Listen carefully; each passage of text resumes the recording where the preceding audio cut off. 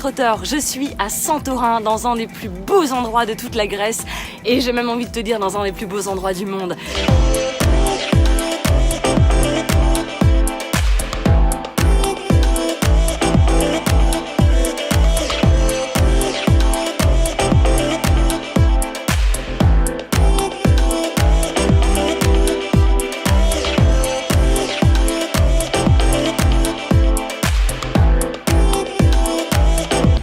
Un truc que je te conseille vraiment de faire, c'est de prendre au moins une journée pour aller découvrir le sud de l'île. C'est plein de petits villages qui sont complètement en dehors des sentiers battus, qui sont pas envahis par le tourisme de masse.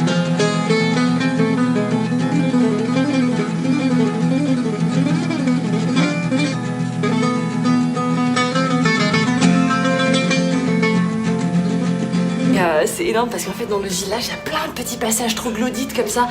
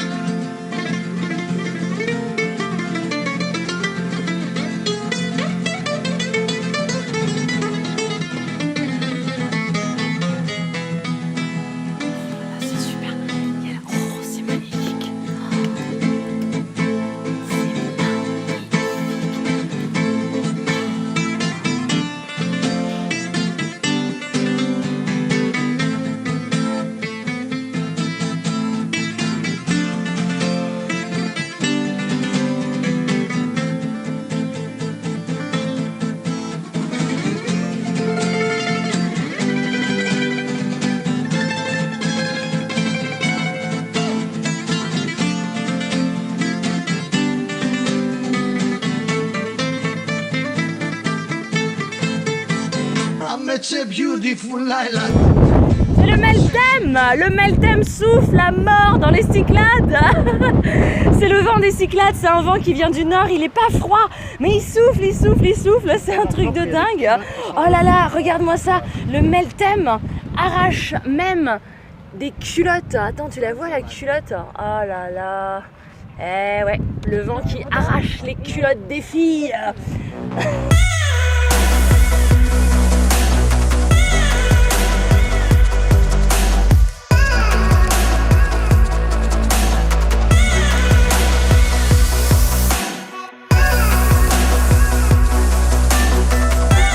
C'est-à-dire que derrière moi c'est Fira, mais Fira déserte, sans personne dans les rues. C'est un truc de dingue de voir ça.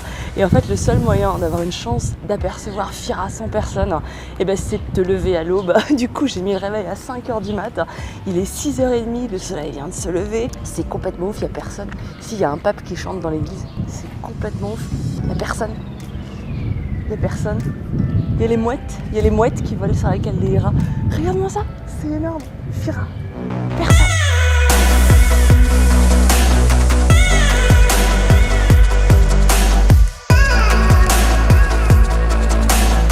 Ah, regarde-moi ce coquin, le voilà, le premier paquebot, le premier gros lourdage de touristes est là. Il est en train de rentrer dans la caldeira. J'estime leur arrivée, leur invasion sur la corniche à partir de peut-être 8h.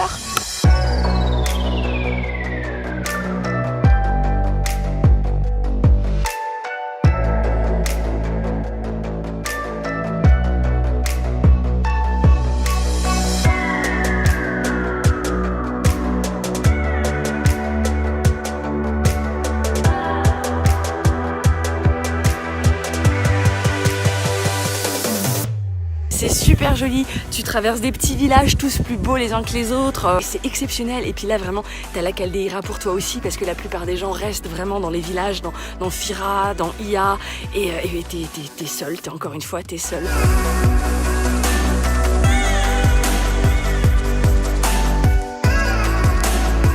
Ouais, et je trouve que quand tu fais la rando justement t'as un point de vue qui est encore autre que celui que tu as quand tu es uniquement dans les villages.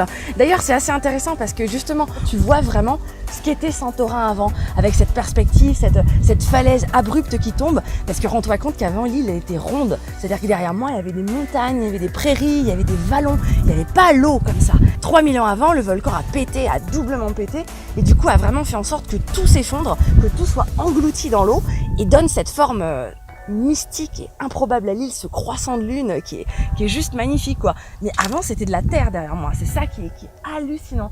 Et c'est pour ça que beaucoup de gens parlent de Santorin quant au mythe de l'Atlantide, c'est-à-dire cette civilisation très évoluée qui s'est fait engloutir par les eaux, par un tsunami, par une catastrophe naturelle, on ne sait pas. Une légende, un mythe, mais beaucoup de gens pensent que ce mythe vient de Santorin.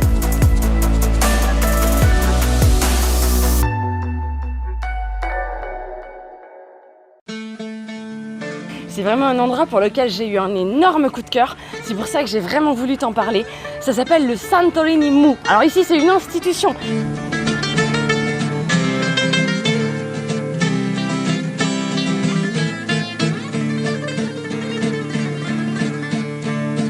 Thanks for your smile. Hey, we are still alive. The years are passing, but still we can drink and we can share our dreams into our lives.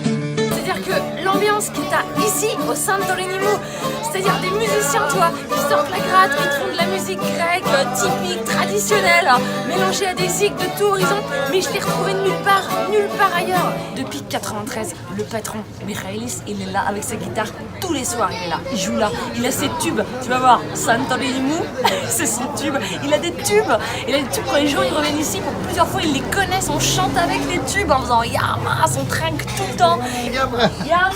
Si cette taverne n'existait pas, je n'aurais jamais vu ça ailleurs. Santorini, Santorini, Santorini, Sagafo.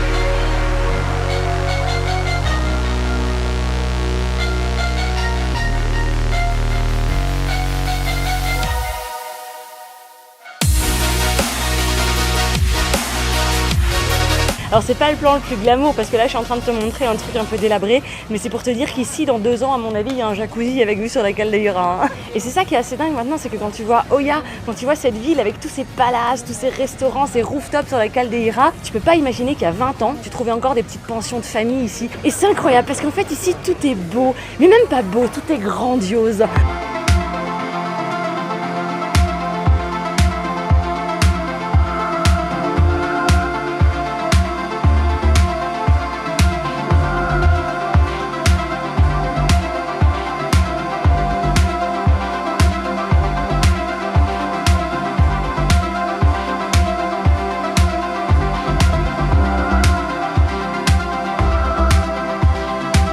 Le petit port d'Amoudi, c'est un des endroits les plus craquants que j'ai pu voir en Grèce. Bon, et tu te doutes bien qu'au port d'Amoudi, j'ai aussi ma petite adresse.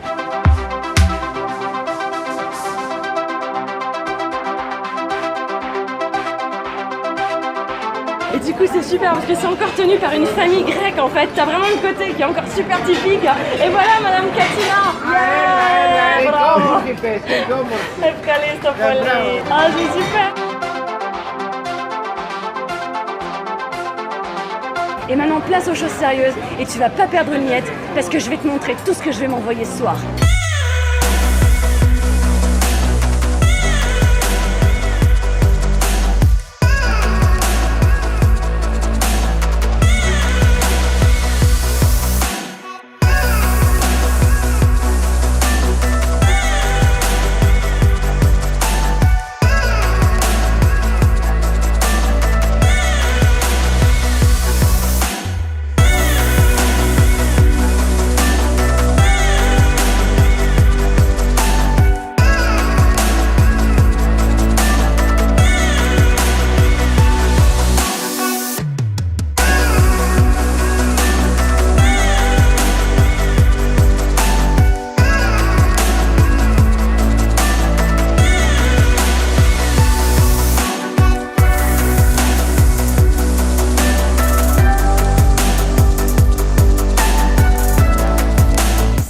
fantastique, c'est magique, il se passe quelque chose. T'as envie d'y croire à cette civilisation engloutie sous les eaux. T'as envie d'y croire que là, voilà, juste en dessous, au pied des volcans, c'est peut-être ça le mythe de l'Atlantide. Je sais pas si c'est ça ou pas. Moi, en tout cas, j'ai envie d'y croire. J'espère que je t'ai fait découvrir aussi un Santorin différent, un Santorin qui est moins connu, mais qui est tout aussi attachant. Écoute, si cette vidéo t'a plu, j'ai mis tout mon cœur. N'hésite pas à me laisser un commentaire, je vous lirai tous et je vous répondrai à tous. Dis-moi si tu connais Santorin, n'hésite pas si t'as la moindre question sur un village, sur un itinéraire. Et surtout, abonne-toi à ma chaîne parce que l'aventure grecque, elle continue.